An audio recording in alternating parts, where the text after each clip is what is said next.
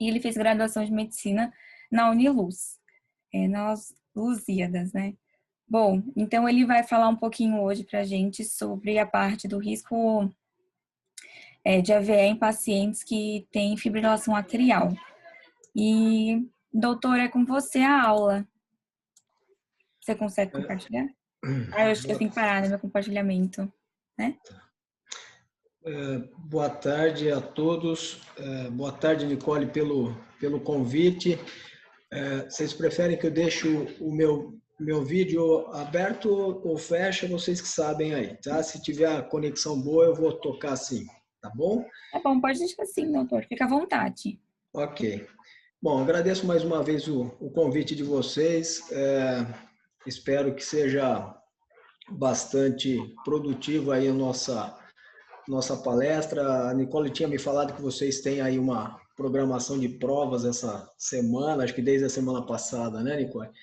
Então, vamos falar um pouquinho. Eu vou dar eu vou falar mais a minha visão de cardiologista. Eu acho que na sequência vocês têm uma aula com o professor aí, o neurologista.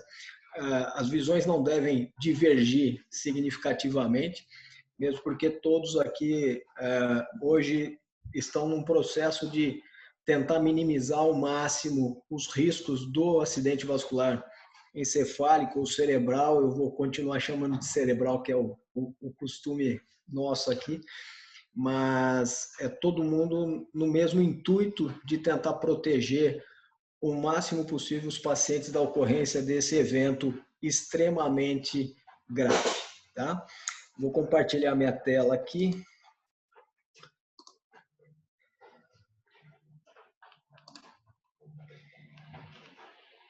Tá ok aí para vocês?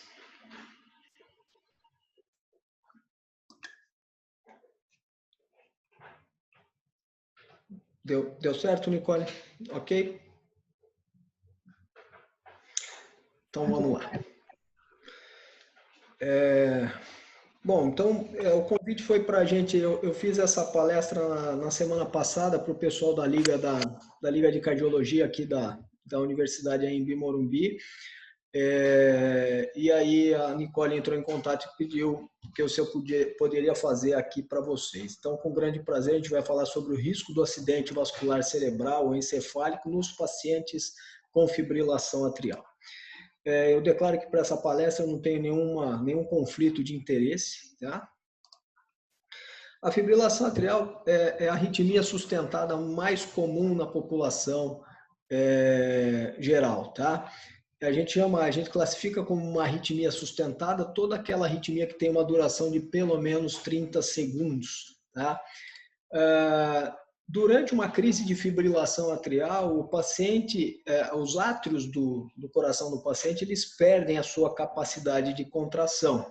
Então, vocês sabem que em ritmo sinusal, os átrios eles têm a contração, a sístole atrial, e durante a fibrilação atrial há uma desorganização completa das frentes de onda, da despolarização atrial, e os átrios eles começam a fibrilar. Quando eles fibrilam, eles perdem essa capacidade de contração.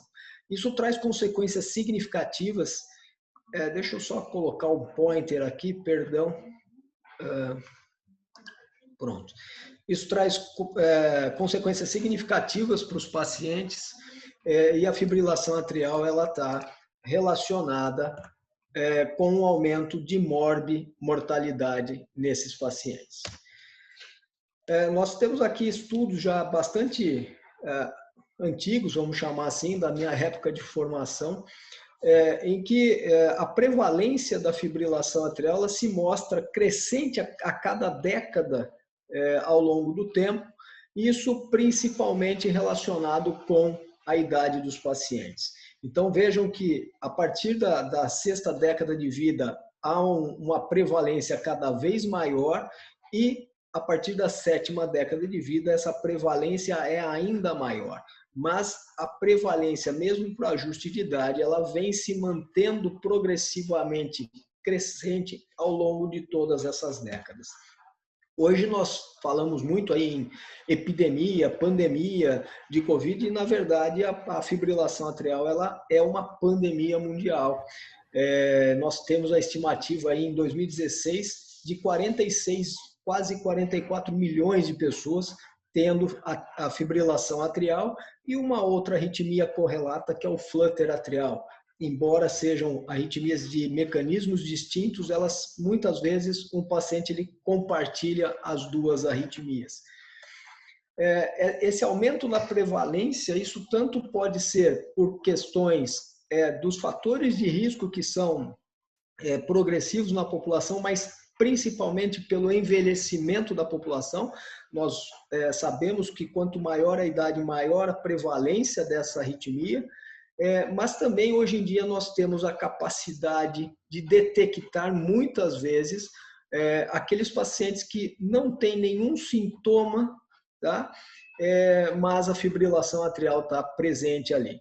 Então, o uso hoje, muitos pacientes portadores de desfibrilador ou de marca-passo, esses dispositivos têm alguns algoritmos para tentar identificar a ocorrência de frequências elevadas nos átrios, e essas frequências elevadas nos fazem inferir que esse paciente pode ter uma fibrilação atrial, uma taquicardia atrial ou um flutter atrial.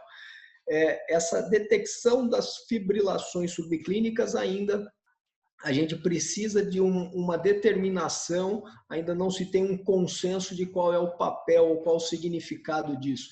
Mas sabemos que aqueles indivíduos que têm episódios dessas frequências altas dentro do átrio, por mais de 24 horas de ocorrência ao longo da semana, esses pacientes têm certamente uma prevalência ou uma ocorrência maior de acidente vascular cerebral. Tá? A estimativa aí atual nos Estados Unidos é que 5 milhões de americanos tenham a fibrilação atrial, e na Europa não difere muito, 4 milhões e meio. Né?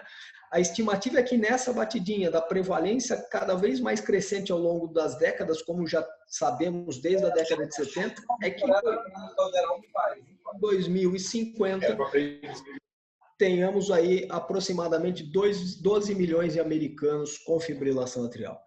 Hoje, até recentemente, se achava que a expectativa do risco de uma fibrilação atrial ocorresse uma a cada 4 pessoas, 25%. Hoje essa estimativa foi ampliada e acredita-se que as pessoas têm um risco da ocorrência de fibrilação atrial em 1 para 3 indivíduos, tá? Principalmente aí a partir dos 55 anos. Então, a perspectiva não é muito animadora. No Brasil, a nossa estimativa é de que tenhamos 1.500.000 brasileiros com fibrilação atrial. A fibrilação atrial, ela não só pela idade, ela é cada vez mais crescente. Vejam a incidência aqui por idade, a curva é crescente e mais frequente em homens do que em mulheres. Tá? O risco de ter um episódio de fibrilação atrial, ele é progressivamente maior ao longo do tempo, conforme a pessoa envelhece. E vejam que comparativamente, aqui nós temos 3 curvas. Na curva em azul é o paciente que tem pouquíssimo fator de risco cardiovascular ou de risco para ocorrência de fibrilação atrial. Nós vamos ver esses riscos daqui a pouco. Mas mesmo nesse indivíduo, a princípio, totalmente sadio, envelheceu, ele tem mais chance de fibrilação atrial. Se ele tem algum fator de risco, mesmo que seja um fator de risco borderline, o risco dele é significativamente maior ao longo do tempo. E, obviamente, aquele paciente com mais fatores de risco, a sua chance de ter uma crise de fibrilação atrial é muito maior. O grande problema da fibrilação atrial é que 9 dos 10 episódios de pacientes que vão ter um AVC por conta da fibrilação atrial, 9 desses pacientes terão um AVC ou um AVE isquêmico por embolização, tá? E só um vai ter um AVC hemorrágico. Isso aqui já começa a nos dar a dica de qual será a probabilidade maior de tratamento. O grande problema do AVC relacionado à fibrilação atrial é que há uma possibilidade muito grande de mortalidade num paciente desse. Vejam que a estimativa de morte dentro do primeiro ano após a ocorrência de um AVC por fibrilação atrial é em torno de 50%. Tá? E quando isso não acontece, são pacientes que, assim como em qualquer AVC, têm uma grande chance de perder a sua independência e de ficarem permanentemente incapacitados ao trabalho ou às suas atividades rotineiras. Qualquer AVC, logicamente, está relacionado a isso, mas a probabilidade é que o AVC, por conta da fibrilação atrial, ele seja muito mais incapacitante do que outros. Quando a gente fala em fibrilação atrial, eu venho de uma época em que a fibrilação atrial parecia ser algo isolado, né? A gente encontrava às vezes, mas é um indivíduo jovem, ele tem só uma fibrilação atrial, não deve ter nenhum problema no seu coração. Hoje a gente sabe que ela é só a ponta do iceberg de uma série de outras condições que a gente precisa também cuidar em relação ao paciente. É lógico que algumas condições não são modificáveis, eu não consigo mudar a idade do paciente, a genética, o sexo masculino, como eu disse, é mais propenso a desenvolver a fibrilação atrial e algumas etnias têm uma predisposição, uma propensão também maior. Mas algumas outras condições, elas podem ser modificadas e quando eu modifico isso, eu reduzo o risco do paciente ter fibrilação atrial. A obesidade tem uma relação com a fibrilação atrial. O tabagismo, consumo regular e excessivo de bebida alcoólica, a apneia obstrutiva do sono é uma outra condição que pode ser modificada e com isso eu posso reduzir a minha chance de fibrilação atrial. Outras condições, obviamente, nós podemos melhorar também, como a hipertensão, o diabetes, mas também a pré-hipertensão ou pré-diabetes, a gente aumenta o risco da fibrilação atrial e a gente pode intervir muito mais precocemente do que esperar esse paciente efetivamente se tornar um hipertenso ou um diabético. As doenças crônicas, os pacientes com insuficiência renal crônica, doença valvar, insuficiência cardíaca, a doença arterial coronariana é extremamente correlata com a ocorrência de fibrilação atrial. Todas essas situações aumentam muito o risco e a gente tem que fazer o possível para reverter esses quadros o quanto mais precocemente possível. A apresentação clínica da fibrilação atrial ela é bastante variável, né? Vejam aqui que existe uma parcela significativa de pacientes que são assintomáticos e eles para mim está tudo bem, doutor, não tenho nenhum problema. E você acaba detectando um episódio de fibrilação atrial numa consulta de rotina, ou como eu mostrei anteriormente, hoje com o uso desses dispositivos vestíveis que a gente fala, né? Um relógio, um Apple Watch, por exemplo, existem protocolos de detecção da fibrilação atrial. Nós ainda estamos aprendendo a lidar com esses dispositivos. Nós não sabemos ainda qual é o real impacto da detecção de uma fibrilação atrial num paciente jovem que use um aparelho desse, mas, de repente, um paciente de 75 anos usando um Apple Watch que faz um registro de uma possível detecção de fibrilação atrial, obviamente eu já devo considerar que eu precisaria tratar esse paciente mesmo antes de uma documentação oficial, tá? Outros pacientes, por outro lado, são bastante sintomáticos, eles têm palpitações, eles têm dispneia, intolerância ao esforço físico rotineiro. Então, a fibrilação atrial tem um impacto clínico grande nesses pacientes também. As apresentações de fibrilação atrial com alta resposta ventricular, aquelas com uma taquicardia muito acentuada, podem instabilizar agudamente esse paciente, fazendo com que ele tenha um episódio de síncope, edema agudo de pulmão, ou às vezes a primeira manifestação desse paciente que não sentia nada, não tinha nenhuma perspectiva de ter fibrilação atrial, o primeiro episódio dele é um AVC. Tá? O AVC eu vou deixar para a gente discutir daqui a pouquinho, que é o tema da aula, mas vejam que a fibrilação atrial ela tem uma relação direta com o aumento do risco de mortalidade de 1,5 a 3,5. Não só pela ocorrência de AVC, mas como a correlação sua com comorbidades, principalmente a insuficiência cardíaca.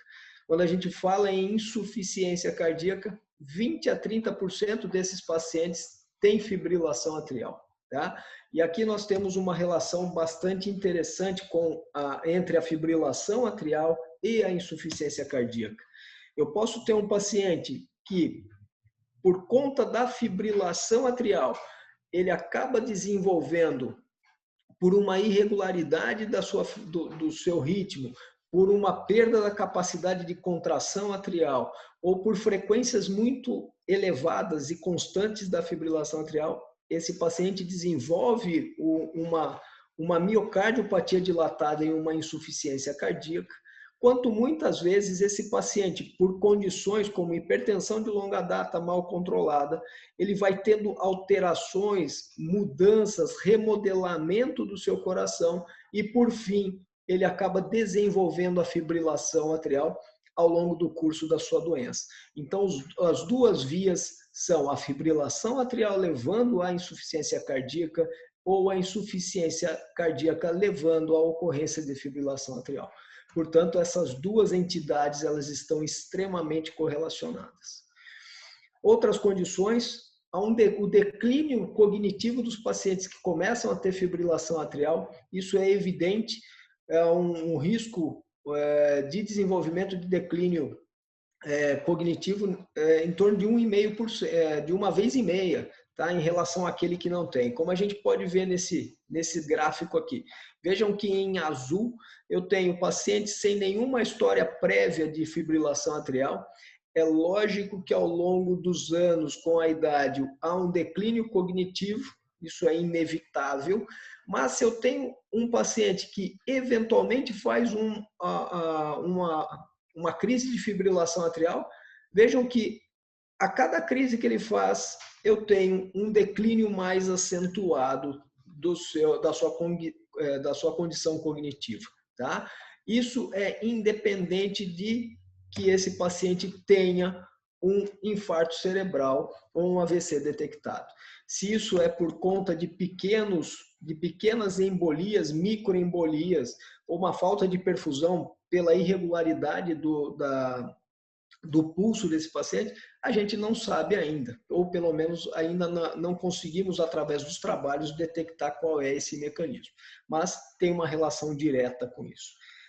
Outras condições, a depressão e também a queda da qualidade de vida, dos scores de qualidade de vida desses pacientes é muito evidente. Nos pacientes que têm sintomas, eles têm uma perda de qualidade de vida muito grande. A queixa deles é: doutor, eu não consigo mais fazer minhas coisas. Ou, olha, outra coisa muito interessante é o medo que eles têm e eles acabam se privando de algumas questões, por exemplo, como viajar para a família, para um lugar, eu vou para uma fazenda, minha família vai viajar. E se eu tenho uma crise de taquicardia e de fibrilação atrial lá, doutor, o que eu faço? Eles ficam inseguros, então eles começam a ter um estresse psicológico muito grande e eles passam a deixar de ter a sua rotina normal por conta da fibrilação atrial. E as hospitalizações também estão intimamente relacionadas com a ocorrência da fibrilação atrial. 10 a 40% das internações são por hospitalização por conta da arritmia.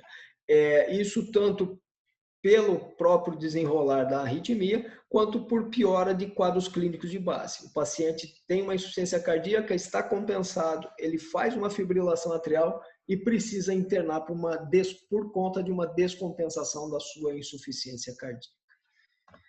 E, por fim, nós vamos discutir um pouquinho alguns detalhes da ocorrência dos AVCs nos pacientes com fibrilação atrial. Mas vejam que de 20 a 30% de todos os AVCs isquêmicos relacionados à fibrilação atrial, alguns desses são os chamados criptogênicos. São criptogênicos porque na investigação do evento desse paciente, não se detecta nenhuma possibilidade que explique aquela ocorrência. Então, não vimos obstrução de carótida, não houve uma obstrução de uma artéria cerebral por ateromatose, por exemplo, mas muitas vezes, mesmo não sendo identificada a fonte dessa embolia, a gente acredita que a fibrilação atrial possa estar relacionada com isso em 10% dos casos. Então, reforçando que a fibrilação atrial, ela, quando tende a provocar o AVC, a gente sabe que 20% desses pacientes morrerão dentro do primeiro mês, 1/3 morrerá dentro dos primeiros 12 meses, e aí a gente somando aqui, dá naquela estatística de em torno de 50% acaba morrendo dentro do primeiro ano após o AVC. Tá? Daqueles que sobrevivem, 80%, a grande maioria, acaba se tornando incapacitada ou com alguma dependência de outra pessoa para que ela consiga seguir a sua rotina. Outro ponto importante é que nós temos alguns tipos de fibrilação atrial. Independente do tipo de fibrilação atrial, se ela é paroxística, ou seja, aquela que começa e termina, às vezes, várias vezes por dia ou por semana, ela se inicia e termina espontaneamente. Se eu tenho as crises persistentes, que são aquelas que têm uma duração de mais de uma semana e que podem até reverter espontaneamente ou através de alguma intervenção química ou elétrica, ou nos pacientes que têm uma fibrilação permanente, ou seja, naqueles em que eu não vou mais interromper a sua arritmia, eles vão ficar com a fibrilação atrial cronificada. Existem trabalhos mostrando que para qualquer uma dessas situações, o risco da ocorrência de fibrilação atrial não diferiu. Então, assim, é só uma fibrilação atrial paroxística, eu não preciso tratar esse paciente. Preciso, ele também tem risco. Hoje a gente sabe que quanto maior a carga de fibrilação atrial, ou seja, quanto maior o tempo ele fica em fibrilação atrial, maior a chance dele ter o AVC. Isso nós sabemos. Mas se ele tem uma fibrilação atrial paroxística, mas que ele fibrila grande parte do dia, o seu risco não é menor do que o paciente persistente ou permanente. Ok? Então, isso é fundamental, que a gente saiba que não é o tipo de fibrilação que define se eu devo tratar ou não, e sim os fatores de risco desse paciente, e a gente vai ver isso já já. A fibrilação atrial, então, ela é um risco atribuível, um aumento de risco atribuível para a ocorrência de AVC. Vejam que na quinta década de vida é em torno de 1,5%, e quando eu tenho octogenários, isso pula para quase 20 vezes. Então, quanto maior a idade, maior o risco. Uma outra questão muito importante é que, de qualquer forma, ela é um risco independente para a ocorrência de AVC. Mas, dependendo do perfil do paciente, ela aumenta em 5 vezes e, dependendo do perfil, ela chega a aumentar em 17 vezes esse risco. Isso a gente classifica em duas situações que nós chamamos ainda de fibrilação atrial não valvar ou valvar. Isso vai cair por terra, fiquem atentos. Mas o que seria fibrilação atrial não valvar? Seria a fibrilação atrial que ocorre num paciente com insuficiência cardíaca, num paciente hipertenso, diabético, que tem alguma valvopatia, por isso vai mudar, mas uma valvopatia, por exemplo, como uma insuficiência mitral, uma estenose aórtica, eles caem nesse grupo. E no grupo que tem a chamada ainda fibrilação atrial valvar, o que significa isso? Hoje nós sabemos que somente os pacientes portadores de próteses metálicas e os pacientes com estenose mitral moderada a acentuada, esses pacientes eles devem ser um grupo à parte em relação ao tratamento, e vou mostrar isso para vocês daqui a pouco, quais são as terapias, mas nesse grupo ainda só há a possibilidade de um tipo de tratamento medicamentoso. E por que a fibrilação atrial ela aumenta o risco de fenômenos tromboembólicos? Os senhores se lembram da famosa tríade de Virchow, né? Eu costumo dizer que líquido dentro do corpo, parado em algum lugar em que ele não deveria estar, é líquido propenso à ocorrência de infecção, tá? E sangue parado é sangue propenso à coagulação. Não tem jeito, tá? O sangue foi feito para fluir. Se ele fica em algum lugar que ele não consegue fluir, ele vai entrar, a cascata de coagulação vai ser ativada e ele vai tender a coagular. Então, quando nós lembramos da tríade de Virchow, vocês lembram que eu tenho uma lesão endotelial vascular, eu tenho uma estase sanguínea, então o meu fluxo está diminuído, e eu tenho alterações eventuais na constituição do sangue, eu tenho uma hipercoagulabilidade, eu tendo essas três condições, eu vou ter coagulação. Então, vejam que onde está a minha lesão endotelial num paciente com fibrilação atrial? No próprio átrio dilatado com disfunção, eu já tenho uma alteração do endotélio vascular, mas muitas vezes esses pacientes são paciente com insuficiência renal crônica, paciente diabético, hipertenso, cuja função endotelial é alterada. Nós sabemos isso. O paciente com doença arterial coronariana, o endotélio vascular, ele é anormal, né? Quando eu tenho a fibrilação atrial, lembrem-se que eu disse que nesse momento a sístole atrial é perdida, o átrio ele não contrai, ele vibra. Então eu tenho acúmulo de líquido, eu perco o meu fluxo sanguíneo, eu tenho estase sanguínea. E onde eu tenho essas condições todas, alteração endotelial e estase sanguínea, obviamente a cascata da minha coagulação ela vai ser predisposta a começar a funcionar. Tá? Então aí está o segredo da fibrilação atrial, explicando por que os pacientes têm uma predisposição à ocorrência de trombos. Aqui nós temos um corte do coração, eu tenho aqui um átrio no átrio esquerdo e ao lado do átrio esquerdo eu tenho aqui o apêndice atrial. Tá? Na grande maioria das vezes, quando eu tenho formação de coágulo, o coágulo se forma aqui no apêndice atrial esquerdo. Então, se eu tenho um paciente aqui em ritmo sinusal, vejam lá, onda P, QRS, onda P, QRS, cada P precedendo um complexo QRS, então aqui eu só tenho uma derivação, mas acreditem em mim, é um ritmo sinusal.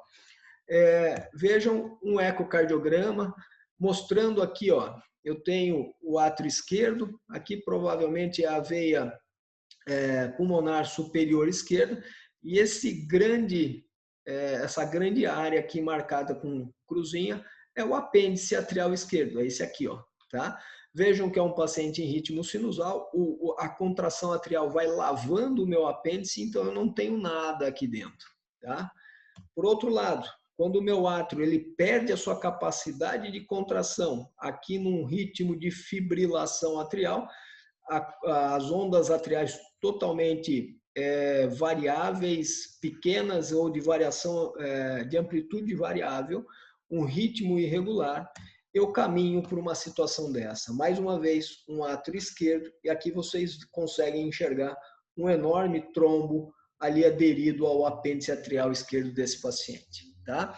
Isso aqui formado é o prato cheio para a ocorrência de uma embolia. Não só o AVC, mas um fenômeno tromboembólico para qualquer parte da circulação arterial. Imaginem que um trombo aqui ele se desprenda totalmente, ou um pedaço dele, vai direto para a aorta. Lógico que por uma questão de trajeto é muito mais fácil ele se dirigir para a circulação cerebral, mas ele pode migrar para qualquer campo arterial, fazer uma trombose mesentérica, um infarto mesentérico extremamente grave num paciente com fibrilação atrial. Se o grande risco da fibrilação atrial é a formação de coágulo, obviamente que o meu tratamento precisa ser evitar a formação de coágulo, ou minimizar esse risco. E a gente faz isso com anticoagulantes.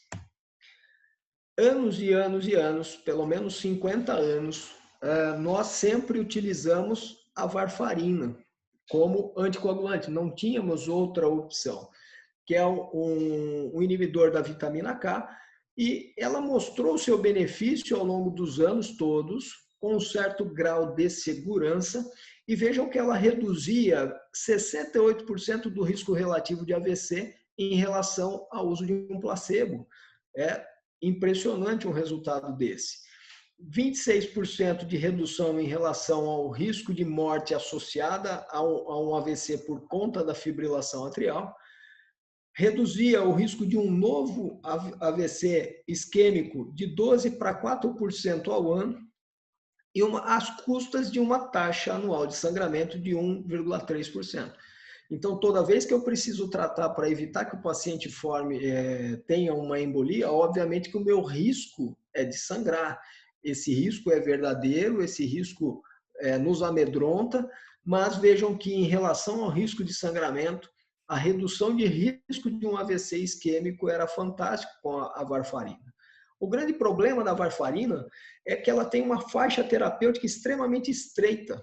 Essa faixa terapêutica, para que eu tenha, vejam aqui que para eu saber se a minha dose de varfarina está adequada, eu faço a dosagem do tempo de protrombina. E esse tempo de protrombina, ele varia de laboratório para laboratório, então criou-se um índice de normalização entre os vários kits que fazem o teste. E aí a gente passou a adotar esse índice, então, que é o chamado INR, tá? Em alguns lugares falam RNI, tá? E qual é a faixa terapêutica adequada? Vejam que quando eu tenho um INR abaixo de 2, o risco do meu paciente fazer um AVC isquêmico é maior.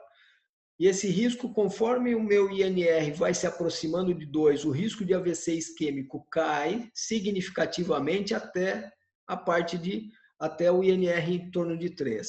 A partir daqui, embora eu acrescente muito pouco benefício em evitar um AVC isquêmico, vejam que progressivamente eu aumento o risco de AVC hemorrágico ou de uma hemorragia intracraniana.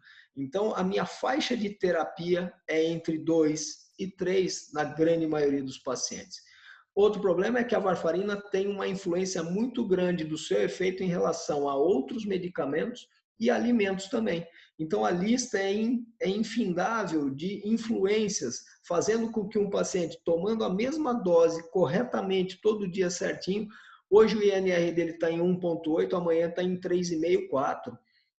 Por quê? Porque ele pode ter tomado um anti-inflamatório no meio do caminho, ou ele reduziu a ingesta de vegetais, principalmente de foliáceos mais verde escuro, que tem uma quantidade de vitamina K maior. Então, tendo mais vitamina K, o meu efeito da varfarina cai, diminui. Então, essa variação é muito complicada de fazer a condução desses pacientes.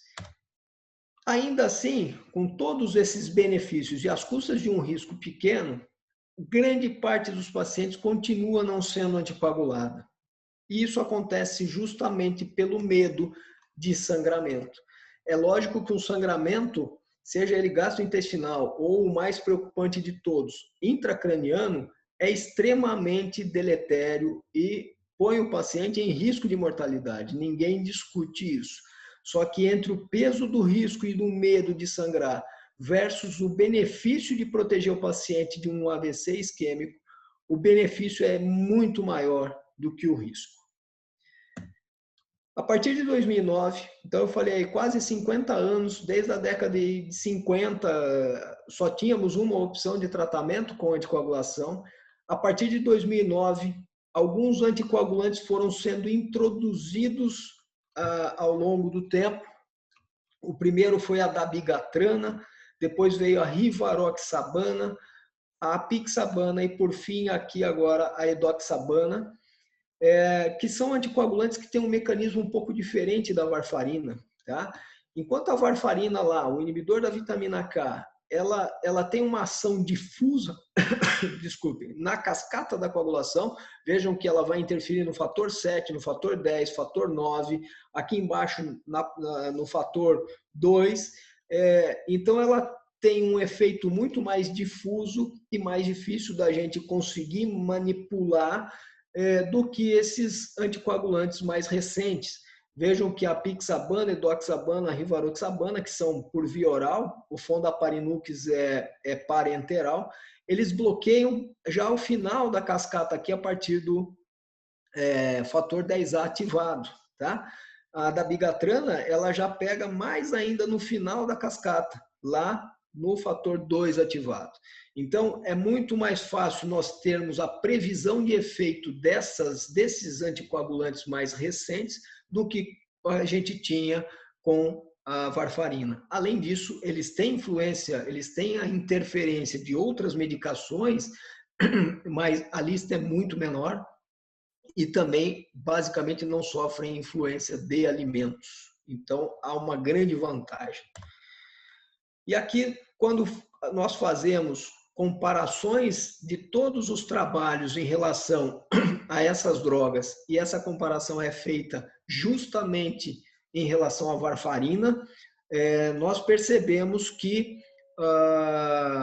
em todos, na grande maioria das comparações, esses novos anticoagulantes eles foram pelo menos não inferiores à qualidade da varfarina e em algumas situações eles foram muito superiores.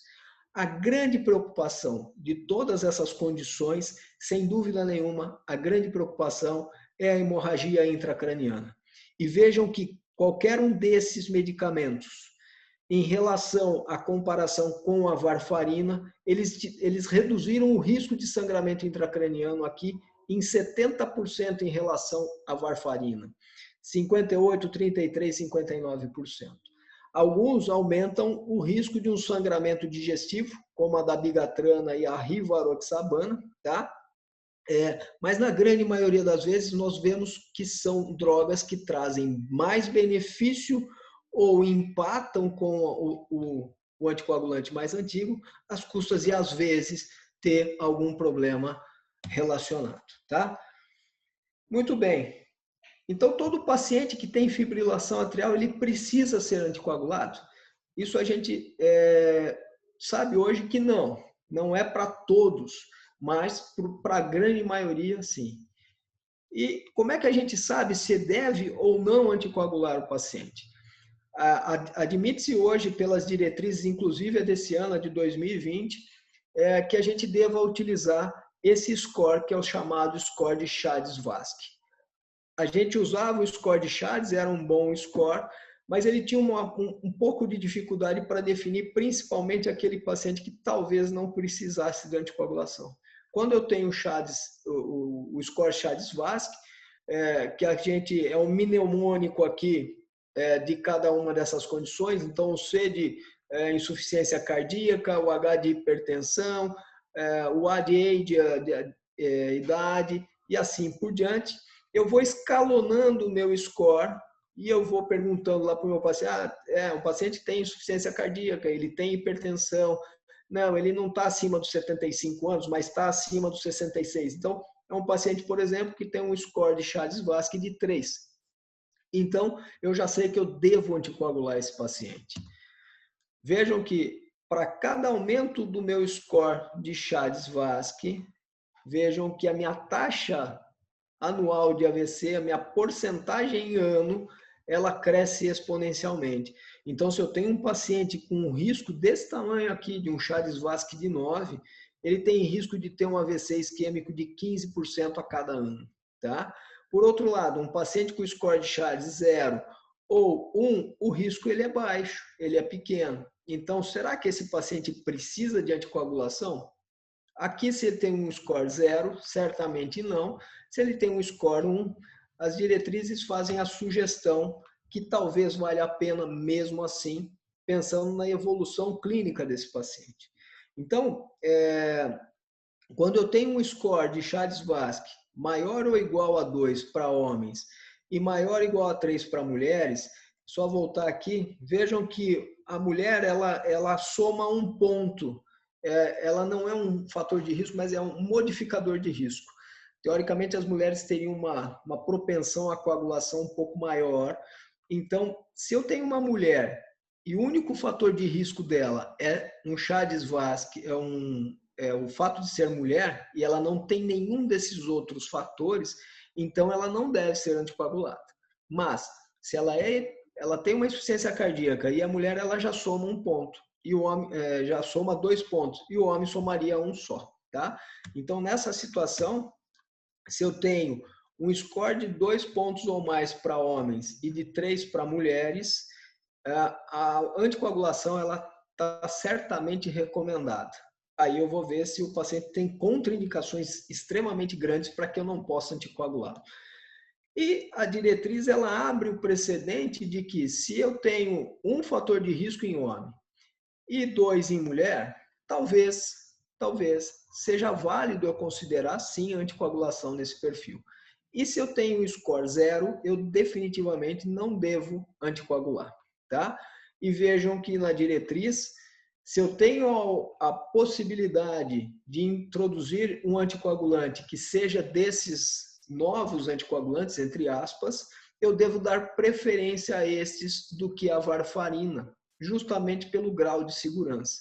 A grande limitação desses medicamentos é o custo.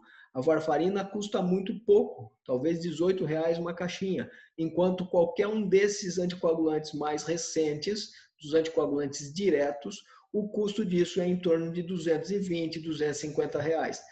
Então, nem sempre isso é viável para o paciente que já toma uma série de outras medicações que também costumam não ser baratas. Quando eu falei lá atrás do tipo de fibrilação atrial que eu tenho, a gente tem que ter isso em mente, porque num paciente que é portador de uma prótese metálica, seja mitral, seja aórtica, não importa, ou que ele tenha uma estenose mitral moderada a acentuada, estes pacientes, eles devem receber a varfarina, eles não têm a opção de tomar uma destas drogas, desses novos anticoagulantes. Eles têm que ser anticoagulados com varfarina. No início dos trabalhos foi tentada a dabigatrana nos pacientes com prótese metálica e o desfecho foi péssimo. Tá? Aumentou o sangramento e não protegeu da formação de coágulo. Então, todos os outros trabalhos feitos já descartaram esses pacientes. Então, nesse perfil de paciente, é só a varfarina.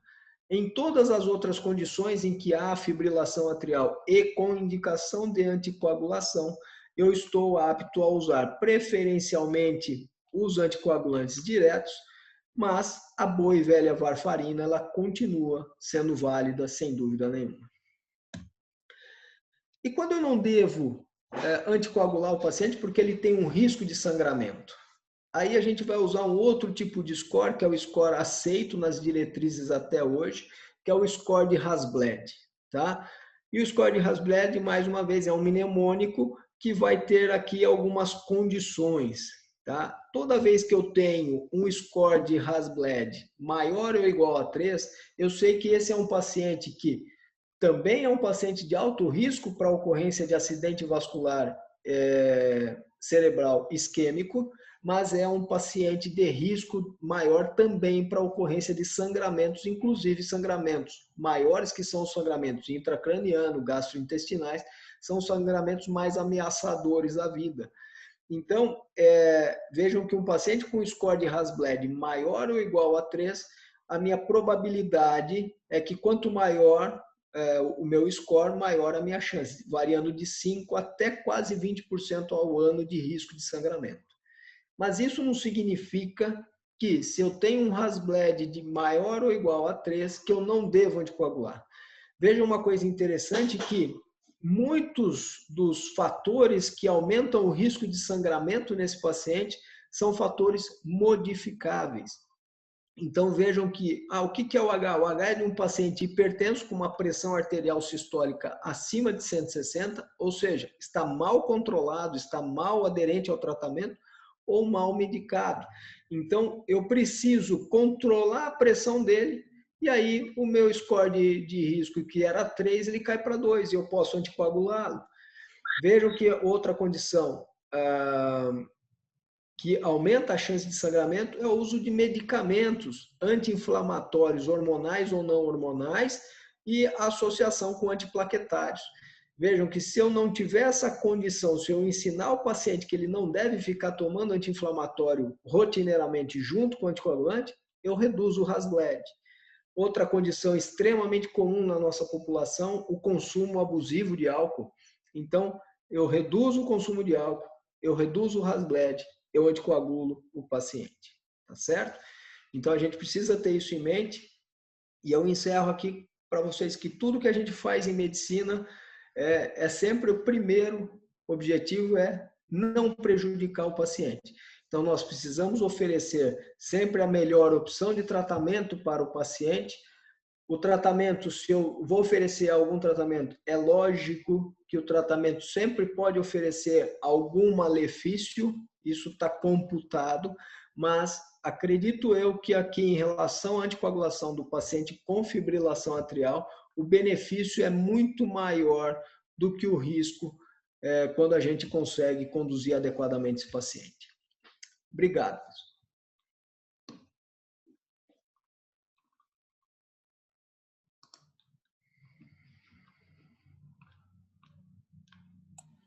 Oi, doutor. Obrigada mais uma vez por ter aceitado me dar essa aula.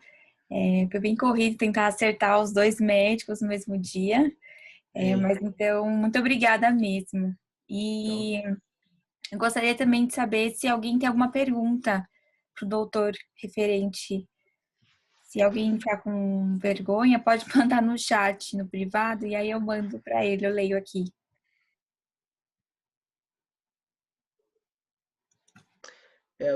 Só lembrando, parabéns aí para você que fez aí todo um ajuste para conseguir fazer as duas palestras hoje. Eu vi que tanto o meu horário quanto do professor de vocês ficou muito difícil, né?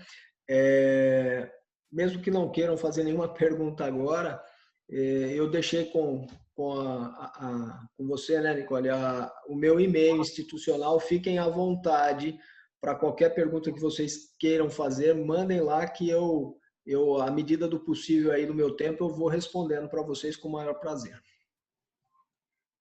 Bom, o pessoal ficou tímido, né? Então, depois Ficou. então eu mando as perguntas, tá bom? Que chegarem em mim. Combinado. Tá, Sem professor? Muito problema. obrigada mais uma vez Eu que pela agradeço. aula.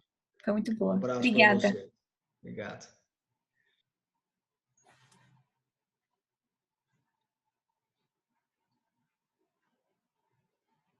Gente, eu já falei para o doutor Arnaldo, né, o professor de neuro, entrar, tá bom? Ele falou que já está se preparando para entrar.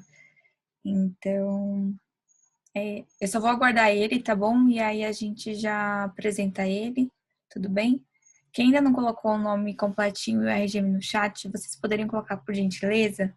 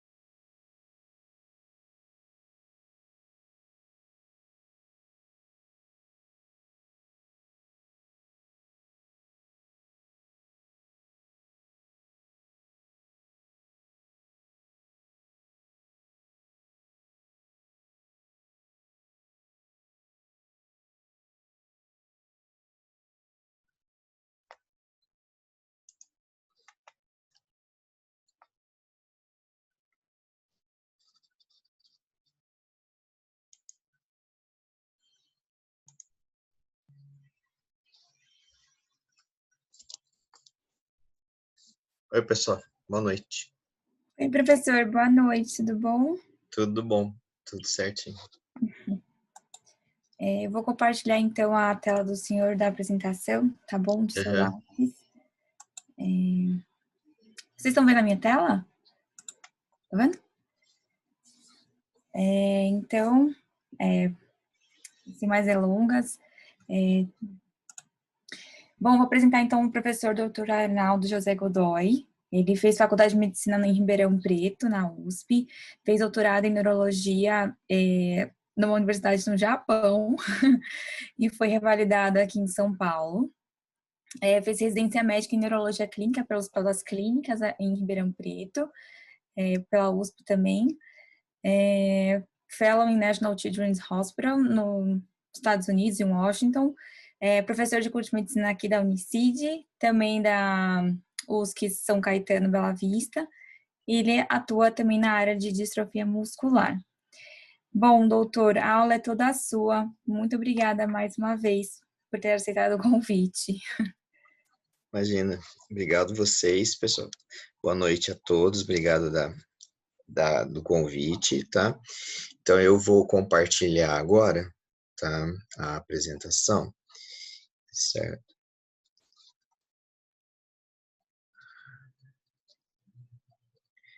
Só para eu ter uma ideia, o pessoal que tá é mais de quais ligas ou de... É uma atividade? Na verdade, é uma aula da Liga, né? Mas a gente abriu para a 8ª etapa já devido à prova. Então, a Uhum. maioria aqui é o pessoal da minha turma mesmo, da 26, da 8ª etapa. Tá, Tá tá bom? certo. Ok. Muito bom. Então, tá ótimo. Pessoal, então, esse tema, né, é muito, muito importante, né, porque por causa da sua frequência, né, então é certeza que todos vocês, né, no internato vão ver paciente, né, e às vezes acontece em casa, ou tá na rua, ou o vizinho chama, né, você mora num prédio, alguém te chama, porque assim, né, entrou na medicina, já todo mundo chama, né, pessoal, é aquela história, né, e aí, eu tô com uma dor aqui, um negócio aqui, então vocês já têm sido muito chamados, tenho certeza, tá?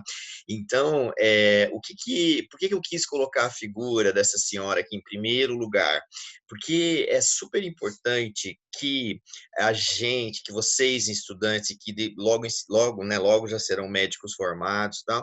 Então, que a gente desempenhe um papel educacional, sabe? A gente precisa ter um papel de educador, assim, né? Então, em que sentido? Um problema muito sério no tratamento do AVC é a população, as pessoas não se preocuparem muito e não sentirem a urgência, a necessidade de ir imediatamente para um atendimento médico, tá? Para um pronto-socorro, para um hospital. Então, sentiu alguma coisa, puxa, pode ser um AVC, né? Então, tem que correr para o hospital. A gente tem problema, né? Assim, principalmente em São Paulo e outras cidades grandes, às vezes chama o SAMU, às vezes, né, chama uma ambulância. E o que acontece, né? Por causa do trânsito e também, às vezes, porque tem muita gente, né? Então, ao mesmo tempo, vocês já imaginaram quantas pessoas chamaram, né, o SAMU, ou chamaram... E aí demora. Então, se tem uma situação que é uma situação de atendimento emergencial, é o AVC. Então, não percam a oportunidade, pessoal, quando vocês estiverem atendendo o paciente, estiver na unidade de saúde, às vezes até numa reunião social, de leve, dá um toque para falar, ó, se acontecer isso, então corre, porque pode ser um AVC. Então, o que é que chama a atenção, né, em relação a essa senhora? Tudo bem, ela está já numa cadeira de rodas, tal, mas é uma assimetria. Então, uma palavra-chave para chamar a atenção, puxa, aquela pessoa está tendo um AVC, é uma assimetria de postura, a cabeça assimétrica, não é? caída para o lado direito, os membros numa postura assimétrica. Então, se um lado fica mais fraco que o outro, quer dizer, então falando de um ponto assim, de vista muito simples para o leigo, então todos vocês são da área da saúde, daqui a pouquinho vão ser médicos, como eu já falei, mas eu estou começando com isso para vocês não se esquecerem da importância deste papel, que é o papel de educador que o médico tem. E o AVC pode ser assim tão significativo, né, a sintomatologia como essa, então uma postura bastante assimétrica, mas pode ser alguma coisa discreta, né? Pode ser uma coisa discreta, como esse caso, né? Então, se essa mulher se mantivesse séria, assim, sem sorrir e tal, provavelmente a gente mal ia perceber qualquer assimetria. Aí ela sorriu e nós vimos o quê? Então o paciente popularmente fala: minha boca entortou, né? A minha boca entortou. Então existe um desvio assimétrico da rima bucal, né? E uma coisa importante que eu já chamo a atenção aqui de vocês, que é o seguinte, tá? Às vezes o paciente te conta, aconteceu ontem, aconteceu uma semana atrás, um mês atrás, e ele te fala: olha, a minha boca entortou. Eu estava lá sentado no sofá, de repente a minha boca entortou, tá? Aí você pergunta assim, então você teve uma paralisia, né? A paralisia foi de que lado? Não faça essa pergunta, porque se você responder a paralisia foi de que lado, se você perguntar isso, provavelmente ele vai dizer para você que a paralisia foi do lado para o qual a boca entortou. E a ideia é exatamente o contrário, certo? A ideia é exatamente o contrário. Então, aqui vocês estão vendo qual é o lado comprometido, o direito ou o esquerdo? É o esquerdo. Então, o lado para o qual houve o desvio da rima, quer dizer, para o qual a boca entortou, é o normal. Normal. Então, essa é uma figura típica em que nós estamos vendo uma paciente com uma paralisia facial à esquerda. A paralisia está à esquerda. Então, se o paciente falar para você que entortou à direita, então, automaticamente, fala, bom, então a paralisia foi à esquerda, ok? Tá? Outro detalhe, as sobrancelhas desta paciente estão no mesmo nível. Ela não tem uma sobrancelha caída. E aí eu chamo a atenção de vocês para a diferenciação entre paralisia facial periférica da paralisia facial central. A paralisia facial central é a que nos interessa no tema de hoje, tá? Então, a paralisia facial central. Mas eu vou sugerir que vocês guardem a periférica. Quando é que eu olho para o paciente e eu falo, essa paralisia é periférica? Quando a sobrancelha não levantar. Quando uma sobrancelha estiver caída, tá? Então, vou repetir. Se tiver uma sobrancelha caída, se uma sobrancelha não levantar, a paralisia é periférica. No caso do AVC, na maioria dos casos de AVC, a paralisia vai ser central, ou seja, a sobrancelha não está caída. Então, é exatamente como aqui. Então, essa paciente tem uma paralisia facial central à esquerda, ok? Então, para a gente lembrar que o quadro inicial de um AVC pode ser um quadro um pouco mais grave, como a paciente que eu mostrei agora, ou não, né? Ou um quadro mais simples, ok? Bom, a gente está tentando, né, mudar o nome de AVC para AVE, né? AVE, vamos fazer um esforcinho aqui, né? Todo mundo já sabe, então, que existem duas causas básicas de AVE. Duas causas, até os leigos sabem e tal, né?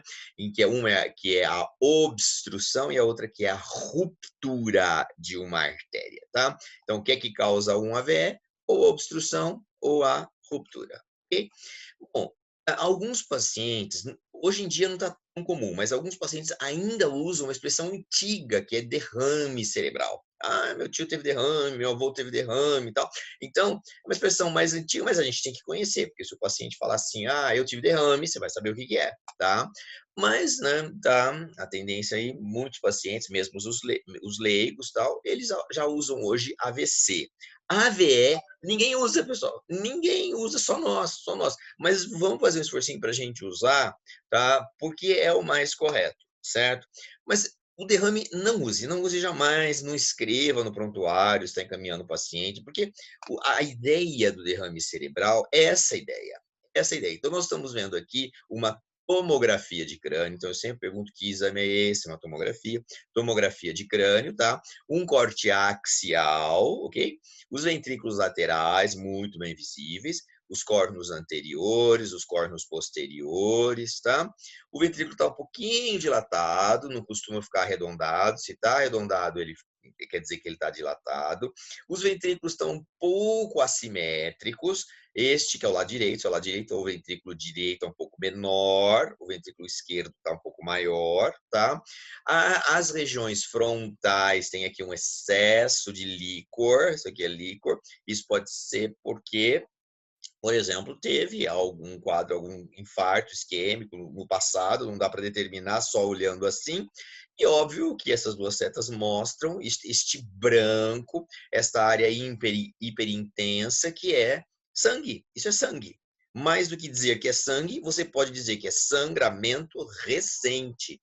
Sangramento recente. Então, sangue recente, sangrou faz pouco tempo, tá? Sangramento recente, na tomografia aparece branco, tá? Branco aqui. E vocês estão vendo que esse paciente teve hemorragia dos dois lados, tá? Então, esse é o típico, essa é a típica tomografia de um AVC-H, de um AVE hemorrágico. Então, extravasou, derramou o sangue de dentro do vaso para fora do vaso. Daí essa palavra derrame, né? A ideia do derrame vem do sangramento, né? Aqui, só para completar, tem uma área um pouquinho mais escura em volta desse sangramento e outra aqui um pouco mais escura, isso é edema, tá? Então, um problema quando sangra é porque logo forma um edema, tá? Bom, então, esta é uma tomografia típica de um AVEH e foi disso, né, muitos anos atrás, que surgiu essa ideia de derrame. Então teve o AVC, é o derrame. Mas nós sabemos, vocês sabem, que este tipo de AVE, que é o hemorrágico, ele é menos frequente do que o isquêmico, e eu vou me concentrar hoje no isquêmico, certo? Tá? Então, esta situação de ruptura, né? Ruptura de uma artéria, dando origem a estes sangramentos, que é o AVCH, isto é menos comum do que a situação de obstrução. Okay? Bom, então, acidente vascular cerebral. Vamos partir disso aqui, né? Que acidente? Eu sempre pergunto. Início súbito. Qualquer sintoma que alguém fale para você, olha, aconteceu de repente minha perna direita ficou fraca, de repente eu perdi a visão esquerda, de repente eu comecei a ter tontura, quer dizer, aconteceu assim de início súbito, você precisa pensar numa etiologia vascular. Tá? Até aqui é uma etiologia vascular, quer dizer, né, sempre ainda aqui, isquêmica ou hemorrágica, mas uma etiologia vascular, ok? Por que vascular, né? O que o AVC, o V, AV, de vascular? Mas por que não é arterial só, né? Porque existe AVC venoso, tá? É uma pergunta que eu sempre faço. Existe AVE de veia? Existe AVC de veia, né? Sim, porque senão não seria vascular, acidente vascular, seria acidente arterial, não, acidente vascular. Então, os vasos sanguíneos, artéria ou veia. Então, de fato, existe, ok? AVE em que o vaso comprometido é uma artéria e existe AVE em que o vaso comprometido é uma veia, ok? Tá? Por isso é vascular. E por que é encefálico? Já vou mostrar um outro esqueminha aqui. Por que é encefálico? A gente está insistindo para isso. Para tirar o cerebral. Então, fica acidente vascular encefálico é o mais correto. Ok? Que pode ser de duas formas. Isquêmico hemorrágico, AVEI, AVEH. Ok? Bom, como é que eu diferencio os dois, né, pessoal? Como eu diferencio os dois? A resposta é tomografia, tomografia e tomografia. A resposta é tomografia. Não tem, nós estamos no século XXI, pessoal. Não tem como. Eu não posso ficar na dúvida. Não posso ficar na dúvida. O paciente chegou com um quadro clínico, como aquele daquelas mulheres que eu, né, daquela senhora, aquela mulher que eu mostrei para vocês, eu Não sei se é AVE isquêmico ou hemorrágico, a apresentação clínica pode ser a mesma. Então, eu preciso fazer tomografia. Aí você pode falar, mas eu estou numa cidadezinha, pequenininha, no interior, não tem tomógrafo. Faça o seguinte, estabilize o seu paciente, tá? Do ponto de vista cardiovascular e respiratório, e encaminhe. Se não tem tomógrafo na cidadezinha que você está, encaminhe. Após estabilizar o paciente, encaminhe o quanto antes para uma cidade, para um local onde existe um tomógrafo. Hoje em dia, ainda bem, tem tomógrafo em muitas cidades brasileiras, tá? Aí encaminha, porque é necessário fazer a tomografia, tá? Tem uma situação em que a gente faz o líquor, tá? A tomografia não é um exame tão antigo assim, não, pessoal, não é tão antigo assim, tá? Então, antes da tomografia, só tinha o líquor, era só o líquor. Então, puncionava, né? O paciente estava lá com um quadro de AVC, puncionava, né? O líquor apareceu clarinho, assim, AVE é isquêmico. O líquor apareceu assim, rosa e tal, avermelhado, é AVEH. Então, eu tive professor que chegou a viver nessa época, não tinha tomografia, e aí eles funcionavam, faziam um perigo, né? Um perigo. A gente sempre tem que fazer tomografia primeiro. Quando que a gente faz o líquor? Quando a anamnese for muito característica de uma AVEH. Por exemplo, uma convulsão, rigidez de nuca, tá? Então, se o paciente tiver isso, a convulsão, rigidez de nuca, é bem sugestivo de AVEH. Aí eu faço a tomo e a tomo dá normal, tá? Falei assim, mas nossa, tinha tudo para ser um AVEH, tava assim, seco para ver um sangue ali, eu queria ver o sangue dentro da tomografia e não apareceu o sangue. É possível? É. Se o volume de sangue for um volume pequeno, pode não aparecer, pode não aparecer. Só neste caso, e apenas neste caso, aí eu faço o líquor. Eu vou repetir isso, tá? Então, se o quadro clínico é muito sugestivo de um AVEH, eu faço a tomografia, ela dá normal, eu estou autorizado a fazer uma punção licórica. Somente nessa, apenas nessa condição, ok? Como que vai aparecer o líquor? Como está aqui em cima à direita. Os 3 tubos, a gente normalmente colhe o líquor em 3 tubos, eles vão estar na mesma coloração, porque tem sangue, né? AVCH. E se for AVC isquêmico, aí vai sair clarinho como água aqui, ok? Bom, são 2 as causas básicas de AVE isquêmico, trombose ou embolia, tá? A gente precisa tentar diferenciar. Nem sempre é possível, mas a gente tem que fazer todo o esforço possível para diferenciar, ok? Aqui, o que eu fiz? Só lembrando, né? Vocês devem ter visto no laboratório de morfofuncional, laboratório de anatomia, não é? Aqui são os seios da dura mater, tá? Então, essa aqui é a foice do cérebro, né? Isso aqui é dura mater, né? A foice do cérebro. E aí aqui tem um seio, que chama seio sagital superior, seio sagital inferior, seio reto. Então, os seios da dura mater são veias. Veias. Então, um seio da dura mater é veia. Dentro do seio da dura mater corre sangue venoso. Se este seio, algum seio trombosar, a gente tem uma trombose venosa dentro do crânio, tá? Que o paciente pode ter uma manifestação típica, idêntica de um paciente com AVE, tá? Então, esse é o exemplo que eu chamo aqui de AVE de veia, né? Quer dizer, um acidente vascular encefálico em que existe uma veia, um seio venoso comprometido. É a trombose, por exemplo, o mais comum é uma trombose de algum destes seios. Pode trombosar aqui o seio reto, pode trombosar o seio sagital inferior. Lembrar, em garotas, cuidado, tem uma combinação venenosa para mulheres jovens, tá? Que é anticoncepcional e cigarro, tá? Então, mulheres, principalmente mulheres jovens que usam o anticoncepcional e fumam ou convivem com quem fumam, tá? Ou seja, são fumantes passivas. Esta combinação, cigarro mais anticoncepcional, predispõe, aumenta significativamente a chance de ter trombose venosa intracraniana. Eu tive várias pacientes, tá? Muitas delas bem jovens, tá? Usando anticoncepcional e fumando. Então, pode ter uma trombose venosa que pode, né, em alguns casos, ser bastante séria, tá? Então, só para lembrar da trombose venosa. Agora vamos para as artérias, né? Então, os AVEs, a maioria dos AVEs, eles são de artérias. E aí, a gente tem que estar com a anatomia na ponta da língua, hein, pessoal? Anatomia, então, aqui a artéria, a aorta, ok? A aorta. Esse é o lado direito. Então, do lado direito existe o chamado tronco braquiocefálico, tá? Que é dividido em artéria carótida comum direita, e artéria subclávia direita. Deste lado, que é o lado esquerdo, não tem tronco braquiocefálico, tá? Não tem um tronco. A artéria carótida comum sai diretamente do arco aórtico, tá? Artéria carótida comum. E aqui, a artéria subclávia, certo? Então, esse é o lado esquerdo. Artéria carótida comum, esquerda. Artéria subclávia, esquerda, tá?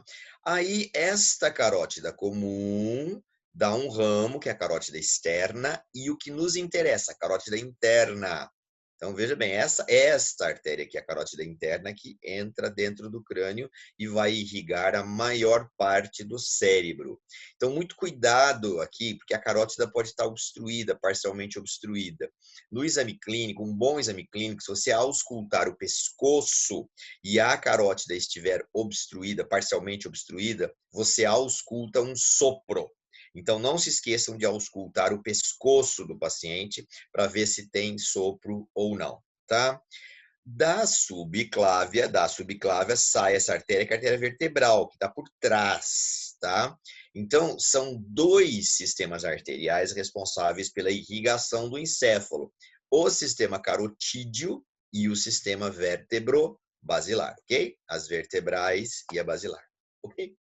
Aqui, do mesmo jeito, então, o tronco braquiocefálico, carótida comum, tá? A artéria subclávia, que elas se dividem, a carótida. Aqui a carótida sai direto, ela se divide, o que nos interessa é a carótida interna, tá? E a subclávia, ok? Da subclávia tem origem a vertebral aqui, ok?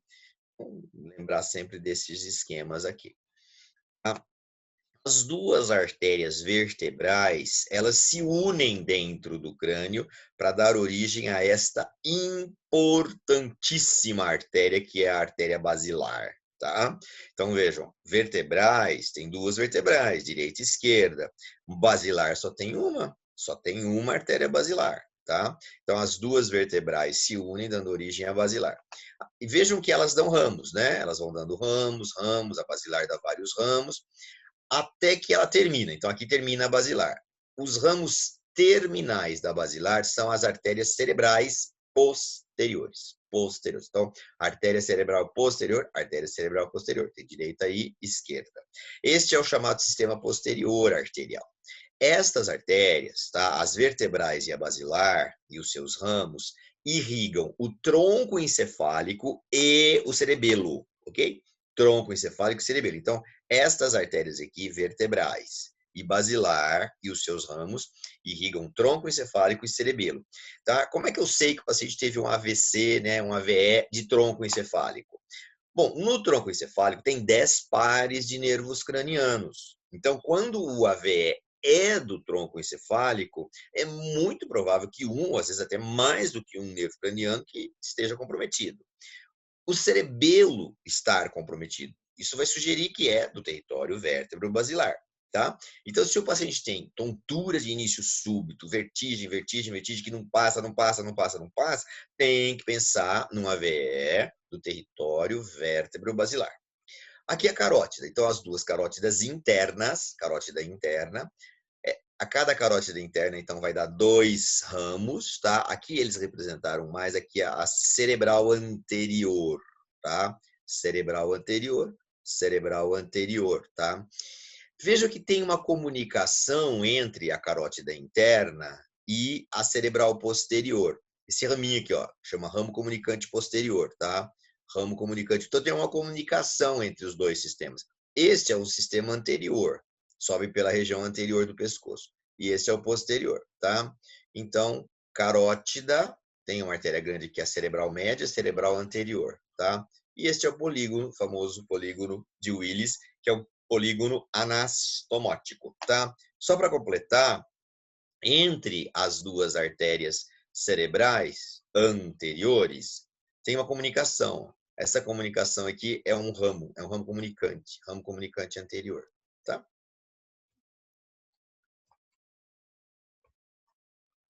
Essa diferenciação, pessoal, entre o território da vértebro-basilar e o território carotídeo, isso daí vocês precisam diferenciar, e o pessoal que vai fazer prova aí, pode ser que a gente faça prova, faça questão para diferenciar isso, ok? Bom, aqui é o cérebro, tá? Isso aqui a gente está vendo é o cérebro, tá? Que nós estamos vendo por fora, a face lateral, a face medial e a face inferior, né? Então, as cores, vejam, azul, artéria cerebral anterior. Então, toda esta área, essa região anterior, toda esta área é irrigada pela artéria cerebral anterior. Tá vendo pela face medial? Então, tudo azul aqui, toda essa parte azul, artéria cerebral anterior, tá? Essa parte amarela, artéria cerebral média. Na verdade, essa aqui é a maior, que é, a gente pode dizer, a mais importante, porque é a mais comum, tá? De todos os AVEs, a veia da artéria cerebral média é o mais comum, ok? Artéria cerebral média. Só para lembrar que tem duas áreas da linguagem, já vou mostrar para vocês, que estão aqui, tá? E essa parte rosa é a artéria cerebral posterior, ok? Lembrando, então, que a artéria cerebral posterior, ela vem da basilar, Então, esta área toda aqui, o sangue tem que passar pela basilar primeiro, para depois chegar aqui, via artéria cerebral posterior, tá? Esse esquema é muito importante, tá, pessoal? Então, isso vai estar disponibilizado, a aula gravada, tudo. Então, olhem com calma, olhem com carinho, tá? Então, eu estava falando das áreas da linguagem. Vendo? Este hemisfério é o hemisfério esquerdo. Hemisfério esquerdo. Aqui vocês estão vendo no lobo frontal a área de Broca. É uma área da linguagem, a área de Broca, essa área aqui. Essa área de Broca é a área da expressão da linguagem. Se o paciente tiver um AVC com comprometimento desta área, ele tem afasia motora ou afasia de expressão. Ele não consegue formar palavras. Alguns pacientes não conseguem falar nada. Alguns pacientes só ficam repetindo a mesma sílaba. Então, esta área é extremamente importante para a gente falar, para a gente formar sentenças. É a área da linguagem, a área da expressão da linguagem oral, a área de Broca. Então, estou repetindo aqui, ó, se o AVC comprometeu esta área, o paciente teve um infarto hemorrágico ou isquêmico, não importa, aqui ele vai ter afasia motora ou afasia de expressão. Qual que é a outra área da linguagem? Essa verde aqui, ó, essa verde que é a área de Wernicke. A área de Wernicke fica na transição, principalmente no temporal, né? Principalmente no temporal, mas na transição com o frontal e o occipital. Então, esta área de Wernicke também é da linguagem, é da compreensão da linguagem, tá? Então, se o paciente teve o infarto isquêmico, o infarto hemorrágico, se o AVC foi aqui na área de Wernicke, o paciente não entende o que você fala, ele não entende, certo? Então, ele tem uma afasia sensorial, uma afasia de compreensão, tá? E vocês estão vendo que as duas áreas da linguagem estão no mesmo hemisfério, que na maioria das pessoas é o hemisfério esquerdo, hemisfério cerebral esquerdo, ok? Tá? Então, a gente pode dizer, né, que o AVC, quando compromete o lado esquerdo, tá, é pior. É pior, porque do lado esquerdo tem as áreas da linguagem e o paciente pode ter afasia. Tá? Isso costuma muito cair em prova, né? Tá? Paciente com AVC que teve afasia. Aí você tem que dizer que provavelmente o quadro de isquemia, o quadro de hemorragia aconteceu no hemisfério dominante. É melhor você falar assim do que falar direto. Você pode até falar geralmente o esquerdo, mas o hemisfério dominante. O hemisfério que tem as duas áreas da linguagem chama hemisfério dominante. Este giro aqui pintado em rosa é o giro motor, é o giro pré-central. E este giro em azul é o giro sensitivo, é o pós-central. Esse motor está no lobo frontal. Esse sensitivo está no lobo parietal. Entre os dois tem um sulco, que é o sulco central. O que é importante ver aqui? Aqui está escrito, olha, face, mão, braço, tá? face, mão, braço. Então, se o AVC, se a isquemia, se a hemorragia comprometeram esta região, o paciente tem uma paralisia principalmente no braço, no membro superior. A gente chama isso, guarda isso, pessoal, hemiparesia desproporcionada de predomínio braquial. Eu vou repetir.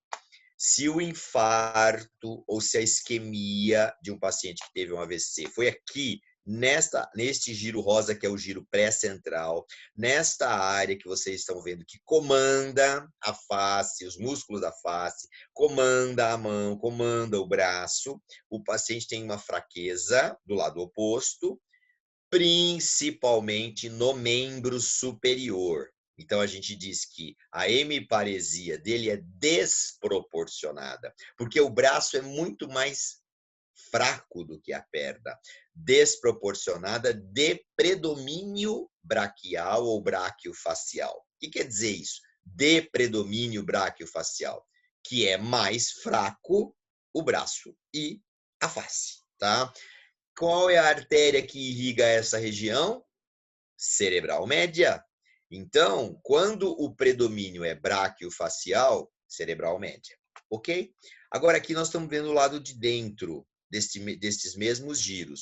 Então, o lado de dentro aqui do giro motor e do giro sensitivo. E aqui vocês estão vendo perna e pé, né? Perna e pé. Então, se o paciente teve AVC e a isquemia ou o infarto foi aqui na perna ou no pé, nessa região, ele vai ter uma fraqueza muscular, principalmente na perna e no pé. Principalmente. Então, a hemiparesia dele, a gente vai chamar de desproporcionada de predomínio crural. Crural, quer dizer, crural cruris é coxa. Então, de predomínio no membro inferior, tá? Qual é a artéria que irriga essa região? Cerebral anterior. Então, eu vou agora resumir isso, pessoal.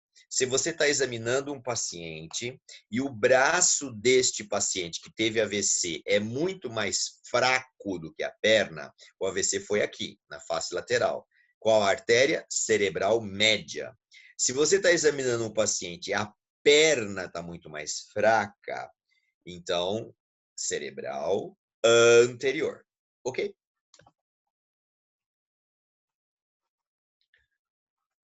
Que até mais para justificar porque a gente está insistindo em chamar de AVE, acidente vascular encefálico, tá? Então, o que é cérebro, né? O que é encéfalo, o que é cérebro, esses conceitos básicos só para relembrar. Cérebro é a área vermelha mais a verde, ó. Então, toda essa área aqui, isso é cérebro, tá? Isso é cérebro. Veja que aqui tem a tenda do cerebelo. Normalmente a gente fala assim, tudo que está acima da tenda do cerebelo é cérebro. Então, isso é cérebro. Então, se eu continuar usando só AVC, AVC, AVC, na verdade eu só estou pensando aqui no cérebro, estou esquecendo essa parte aqui, super importante, tá? Eu estou esquecendo o tronco encefálico. Então, veja o tronco encefálico aqui, né? O tronco encefálico, mesencéfalo, ponte e bulbo, tá?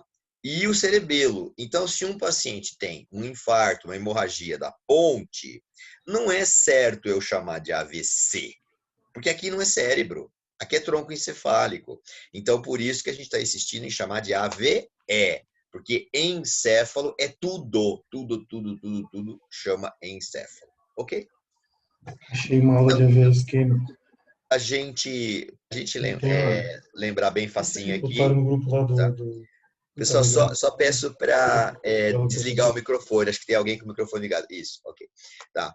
Então, aqui vocês estão vendo uma obstrução da artéria. Então, essa artéria, ela irriga toda essa região aqui, irriga toda essa região. Se ela obstruiu, se está obstruída, esses neurônios começam a morrer, né? Eles podem morrer, pode necrosar aqui, tá? Então, de várias formas, é para a gente lembrar disso, dessa obstrução do AVE isquêmico, certo? Aqui é a obstrução de uma artéria lá do cérebro mesmo, tá? Aqui, o que a gente está vendo? Aqui nós estamos vendo uma artéria, por exemplo, aqui do pescoço, né? Artéria carótida. Então, olha como tem aqui, né, uma placa de ateroma. E aí, isto gera o quê? Um trombo. Um fragmento do trombo é um êmbolo, tá? Então, isto aqui é um trombo. Então, este fenômeno chama-se trombose. De um trombo sai o fragmento. Este fragmento a gente chama de êmbolo, porque o fragmento circula. O trombo não, o trombo fica aqui fixo, né? Mas aqui o êmbolo, né? O êmbolo, ele circula. Então, toda vez que eu encontrar um trombo, uma obstrução na carótida, eu preciso ficar atento, porque esse paciente pode ter uma embolia, tá? Ele pode ter uma embolia. E o coração é uma grande fonte de êmbolos, né? Uma grande fonte de êmbolos. Então, principalmente o átrio esquerdo, né? Principalmente aqui. Então, tem até a palavra fibrilação atrial, que vocês acabaram de ver, né? Então, né, aqui, se tiver um trombo, né? Aqui está dizendo aqui, trombo no apêndice atrial esquerdo, por exemplo. Tem um trombo aqui. Este trombo pode fragmentar e ele vem no ventrículo esquerdo, vai para a aorta e vai para algum lugar do corpo, inclusive o cérebro, tá? Certo? Aqui para lembrar então da fibrilação atrial, mas não preciso falar nada dela, né? Vocês viram bastante.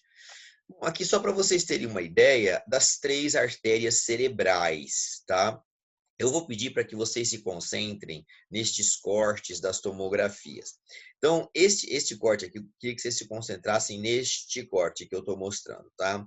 Dá uma olhada aqui no lado direito, que tem uma área escura, uma área extensa, tá? Esta é a imagem típica de um AVC isquêmico no território da artéria cerebral média. Então, quando eu olho uma tomografia, este território, essa é a imagem típica, eu olho isso aqui e falo, é cerebral média. Teve o AVC isquêmico da cerebral média. Tá? Lembrando, cerebral média, o braço fica mais fraco do que a perna. Braço mais fraco. Tá? Aqui é mais fácil olhar este contraste, porque tem sem contraste e com contraste, então a gente vê esta área bem anterior, né? Essa área anterior, tá? Diferente das outras, aí o comprometimento foi da cerebral anterior, artéria cerebral anterior. Esse esqueminha ajuda aqui, ó, porque é o que está em branco, tá? Quando esta área em branco aqui estiver comprometida, então, artéria cerebral anterior. Lembrando que nela, no caso dela, da artéria cerebral anterior, a perna é mais fraca, ok? A perna é mais fraca do que o braço, tá? Aqui fica fácil, né? Porque é posterior, né? Posterior aqui. Então, essa imagem, né? Na verdade, esse AVC deve ter acontecido há muito tempo, porque não tem mais tecido encefálico. Isso aqui é praticamente só líquor, tá? Mas esta área, a hora que aparece essa área aqui, eu falo, é cerebral posterior. Se é cerebral posterior, é sistema vértebro-basilar, tá? Vem lá da basilar, artéria cerebral posterior. E aí, como esse é o lobo occipital, como que vai ser a manifestação clínica do paciente? Ele perde campo visual, né? Ele perde parte do campo visual. Tá? Esse esquema é muito, muito importante, pessoal. Então, a artéria obstruiu, essa área vermelha morreu, tá? O que tem nessa área vermelha? Tem neurônios que dependem exclusivamente da artéria que obstruiu. Exclusivamente. Aquela artéria que entupiu, ela irrigava toda essa área vermelha, como agora não irriga mais, porque teve obstrução, tá? Então, esses neurônios que estão nessa área morreram. Então, esta área é de necrose, área de necrose. Mas, vizinho a esta área, tem uma outra área vizinha, que é esta laranja aqui, que chama área de penumbra, ou zona de penumbra. Os neurônios que estão nesta região, eles não morreram ainda. Eles estão sofrendo a falta do sangue, do oxigênio, da glicose. Eles estão disfuncionais, muitas vezes. Se são neurônios motores, o paciente está com fraqueza e tal, mas não morreram, não morreram. Os neurônios que morreram são estes, que estão na área vermelha, tá? Para que esta área laranja permaneça viva, esses neurônios permaneçam vivos, a pressão sobe, tá? A pressão sobe. Então, jamais abaixe a pressão de um paciente. No quadro agudo de AVE, não abaixe a pressão rapidamente. Não abaixe a pressão rapidamente num quadro agudo de AVE. Se você abaixar a pressão rapidamente, estes neurônios da faixa laranja vão morrer. Eles vão necrosar e o paciente vai ficar com uma sequela muito mais grave, tá? Então, cuidado com essa história de atender um paciente, a pressão está muito alta e você assusta. Não assuste, veja se o paciente está tendo um AVC. Se ele está no quadro agudo de AVC, pode abaixar a pressão se ela estiver muito alta, acima de 180 por 120? Pode abaixar, mas vai abaixando bem devagar, tá? Normalmente a gente coloca 20% ao longo aí, se possível, de algumas horas, tá? Bom, aqui num zoom, né, uma área muito extensa, tá?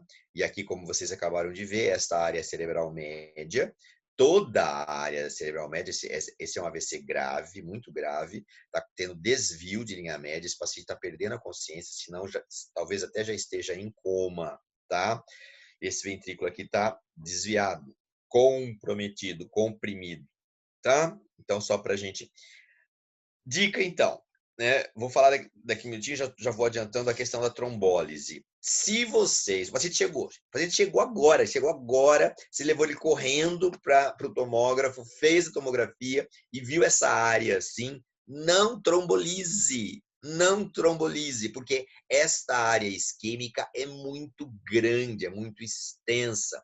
Se você trombolizar um paciente com um AVC isquêmico muito extenso, é provável, muito provável, que este AVC, que é isquêmico, se transforme num hemorrágico. Aí a gente vai ter a transformação hemorrágica como consequência da trombólise. Isso é tudo que ninguém quer, certo, pessoal? Ninguém quer. Esta é a complicação mais temida da trombólise, é a transformação hemorrágica, tá?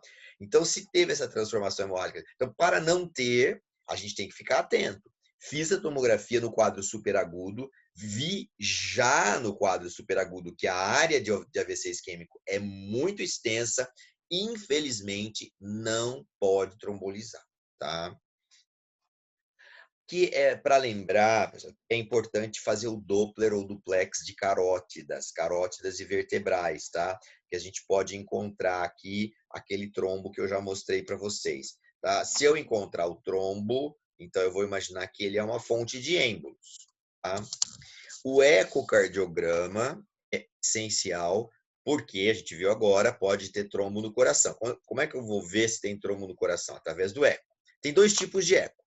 Eco transtorácico, que é esse aqui, é o mais comum que a gente faz, mais tranquilo, mas ele não é assim muito sensível, tá? Às vezes a gente tem que fazer um ecocardiograma transesofágico. Se eu estou muito desconfiado que tem trombo no coração, eu fiz o transtorácico, não consegui ver, aí eu peço o transesofágico, mais difícil, não é qualquer um que faz, tá?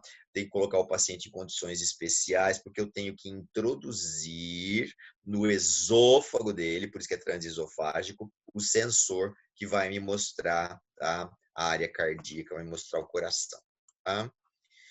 O tratamento, então, como que a gente trata o paciente com AVC isquêmico? Pode ser clínico ou cirúrgico. No caso do isquêmico, é muito mais comum o clínico, tá? O tratamento clínico. Aqui nós vamos ler, mas eu só coloquei isso porque, né, vocês podem usar depois ou consultar, tá? A gente pode seguir escalas, principalmente se eu for trombolizar o paciente, aí eu preciso seguir, e uma muito famosa é a escala do NIH. NIH, abreviação em inglês, que é, né? Então é o Instituto Nacional, esse Izinho aqui é de instituto, tá? Esse N é de nacional, e o H em inglês é da saúde, tá? Instituto Nacional da Saúde, tá? Lá nos Estados Unidos, instituto muito conceituado, e o pessoal lá se reuniu, sentou e fez essa escala, né, meio grandinha, né, pessoal? Essa escala é grandinha, assim, não precisa ficar decorando, hoje em dia você pega a escala ali e vai preenchendo, certo? Tá? Vou passar aqui continuei a escala, tá? E você vai fazendo. Resumo, o que é a escala? Vocês estão vendo aqui, é uma sistematização do exame neurológico. A escala é para exame neurológico. Então, se eu vou trombolizar um paciente que está hemiplégico, então eu fiz o NIH, não está legal, o resultado não está legal do NIH, porque o paciente está plégico, eu trombolizo, eu tenho que ver se ele vai melhorar. E a ideia é assim, ele tem que melhorar logo, tá? Então eu vou fazendo, tá? Aqui eles sugerem o quê? Que seja feito de 6 em 6 horas, as primeiras 24 horas. Então, em um dia, em 24 horas, tem que fazer pelo menos 4 vezes o exame neurológico. É por isso que, para trombolizar, até um certo ponto, só podia neurologista e neurocirurgião trombolizar, tá? Como muitos hospitais não têm neurologista de plantão direto, nem neurocirurgião, então médicos do pronto-socorro eles foram treinados para isso, médicos da UTI foram treinados para isso, para usar esta escala, tá? Mas a escala essencialmente é um exame neurológico sistematizado, ok? E quando é que eu vou trombolizar? Tá? Eu só vou citar algumas situações. Então precisa estar, né? Precisa satisfazer os critérios de inclusão. O paciente chegou, eu vou trombolizar. Vou trombolizar o quê? AVC isquêmico, né, pessoal? Lógico, eu vou trombolizar AVC hemorrágico, tá sangrando, eu vou dar um medicamento lá que vai fazer sangrar mais? Não. Então é claro que eu só vou trombolizar AVC isquêmico. Por isso eu preciso ter certeza absoluta que aquele AVC é isquêmico. Quem me dá isso? Tomografia. E em raros casos, o líquor, tá? Então eu preciso da tomografia. A tomografia no quadro superagudo, não vi sangue, é isquêmico, tá? Começa a satisfazer os critérios de inclusão. Aí o paciente tem que ter chegado até 4h30 do início dos sintomas. Olha só. Mas quanto mais cedo, melhor. Quanto mais cedo, se ele conseguir chegar meia hora, melhor. A probabilidade dele ficar bom é muito grande se ele chegar meia hora depois. Passou de 4h30, a gente não tem trombolizado. Estão mudando isso, mas eu não vou fazer os comentários sobre ideias de ampliar essa chamada janela terapêutica, porque, por enquanto, e eu acredito que por um bom tempo, essa janela terapêutica ela vai estar mantida nas 4h30, tá? Aqui tem um comentário: se o paciente dormiu bem e acordou hemiplégico. Se ele deitou às 10 da noite e acordou às 8 da manhã hemiplégico, eu tenho que considerar que ele está hemiplégico desde as 10 horas da noite, ou seja, não pode trombolizar. É uma pena, mas não pode trombolizar, ok? A tomografia sem evidência de hemorragia. Esse C devia estar junto com o A, tá? Junto com esse A, porque como é que eu sei que é um território com AVC isquêmico? Depois que eu fiz uma tomografia, ou se eu quiser fazer uma ressonância também pode, mas não precisa. A tomografia é muito sensível, tá? E aqui, eu tirei aqui os critérios da Academia Brasileira de Neuro, tá, pessoal? Então aí eles colocam acima de 18 anos, mas é muito raro ter AVC antes dos 18 anos, tá? O tratamento é com trombolítico, né? Alteplase, certo? Tá? E os critérios de exclusão? Não pode esquecer, né, que tem vários. Para vocês terem uma ideia, os critérios de inclusão vêm até D. Critérios de exclusão vai até P. P. Eu tenho que conferir tudo isso, tá? Eu não vou pôr até P aqui para vocês, tá? Eu só selecionei os primeiros. Então, por exemplo, um paciente que está usando anticoagulante oral e tem um INR maior que 1,7. Eu não posso trombolizar. Ele vai sangrar. Vai ter transformação hemorrágica. O paciente que está usando heparina, ele vai sangrar. Então, não posso trombolizar, não trombolizo. Tá? O paciente que teve um AVC isquêmico nos últimos 3 meses, eu não posso trombolizar. Tá? Se ele já teve um AVC isquêmico, por exemplo, o mês passado, esse é o segundo, eu não posso. Se ele teve um TCE TCE grave, nos últimos 3 meses, eu não posso trombolizar. Tá? Se ele é um paciente que já teve hemorragia intracraniana, tá? E aqui não tem tempo, hein? Eu não posso trombolizar. Se é um paciente que tem uma malformação vascular, não posso. Se eu vejo, isso é muito importante, hein, pessoal, na tomografia, que tem uma hipodensidade precoce igual ou maior do que 1/3 do território, tá? Da artéria cerebral média, ou anterior, ou posterior. Tá? Então, por isso que aquele que a gente acabou de ver, que estava muito extenso, eu não posso trombolizar. Então, a gente tromboliza se eu olhei a tomografia e eu vi que tem uma hipodensidade que vai até 1/3 do território da artéria. ou se a tomografia é normal. Se a tomografia for normal, então aí eu posso trombolizar. Ok? Então, aqui só para mostrar para vocês essa complicação super temida, que é a transformação hemorrágica. Um AVC que começou isquêmico e começou a sangrar. Começou a sangrar. Aqui é a tomografia e aqui é a ressonância, tá? Aí incha, ele forma um edema enorme, o paciente pode morrer.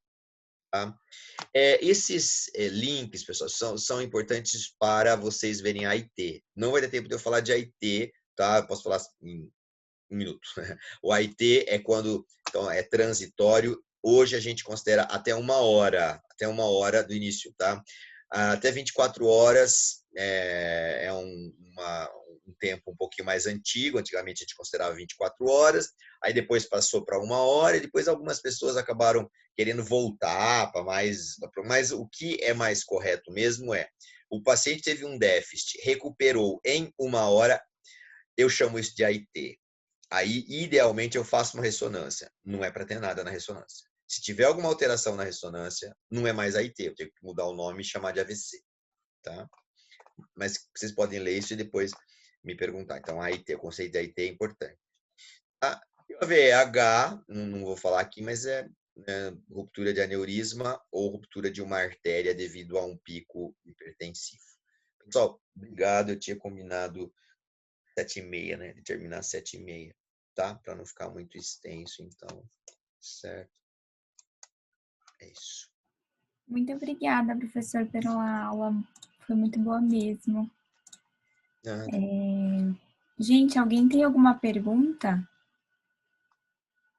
Se ficar com timidez, enfim, pode mandar uma privada e eu leio aqui, professor. Uhum.